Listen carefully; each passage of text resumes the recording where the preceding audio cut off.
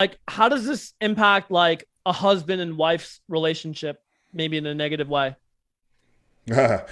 um, well, for one, I think like the biggest place is if you're keeping it from your wife and it's a secret. Okay, how you do one thing is how you do everything, right? So if there's a secret in your life in this area, I will 100% guarantee that at some point in the future, there's going to be another area where you begin to create secrets, right? So just not being a man of integrity and keeping truth, lying to your wife, okay, that's not going to create a healthy relationship. Secondly, we could talk about, obviously how pornography makes you objectify every single woman that you look at, and this is due to the brain. Once again, I love to bring everything back to science because I think it's just so profound. So when you look and consume pornography, the area of your brain that is lit up, and this is based upon MRA scans that they've done where they can literally see areas of the brain lighting up. The area of the brain that lights up when you consume pornography is the area that's associated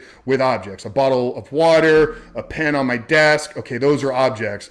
When I'm in relationship, intimacy with a human being, there's another area of my brain that is meant to light up. Well, if I train myself that when I look at women, when I people are meant to be objects, I begin to treat my wife as an object as well.